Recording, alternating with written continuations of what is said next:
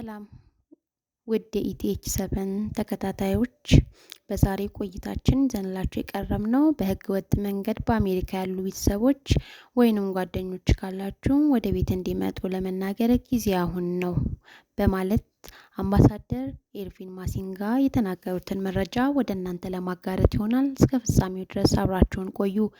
በህገ ወጥ መንገድ በአሜሪካ ያሉ ቤተሰቦች ወይንም ጓደኞች ካላችሁ ወደ ቤት እንዲመጡ ለመንገር ጊዜው አሁን ነው ሲሉ በኢትዮጵያ የአሜሪካ አምባሳደር ኤርቪን ማሲንጋን አስታውሰዋል።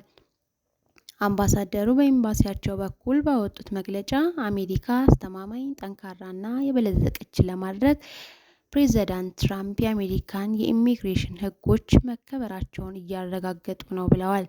አክለውም በህገ ወጥ መንገድ ወደ አሜሪካ ለመግባት መሞከር፣ ቪዛ ለማግኘት መዋሸት፣ ያለ ህጋዊ ፈቃድ መስራት ወይንም የቪዛ ጊዜ ካለቀ በኋላ በአሜሪካ መቆየት ከባድ ቅጣት እንደሚያስከትል ገልጸዋል።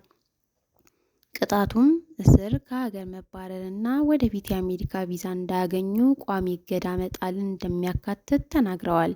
የአሜሪካ መንግስት ዜጎች በህገ ወጥ መንገድ ወደ ሀገር ውስጥ እንዲገቡ በሚረዱ ላይ እርምጃ እየወሰደ መሆኑን የገለጹት አምባሳደሩ እርምጃው ህገ ወጥ ስደት እንዲቀጥል የሚፈቅዱ ህገ ወጥ የሰዎች አዘዋዋሪዎችንና የውጭ መንግስት ባለስልጣናትን እንደሚያካትት ገልጸዋል። አክለውም በህገ ወጥ መንገድ መግባት የአሜሪካን ህግ መጣስ ብቻ ሳይሆን ደህንነትን አደጋ ላይ ይጥላል ያሉት ሲሆን በህገ ወጥ መንገድ በአሜሪካ ውስጥ የሚገኙ ዜጎች በመንግስት ከመያዛቸው በፊት አሁኑኑ ወደ ሀገራቸው እንዲመለሱ አሳስበዋል። መረጃችን አዶ ሬዲዮ ነው። ስለ ቆይታችን ከኛ ጋር አብረው ስለሆኑ ከልብ እናመሰግናለን። ቻናላችንን ላይክ፣ ሼር፣ ሰብስክራይብ በማድረግ ቤተሰብ ይሁኑ።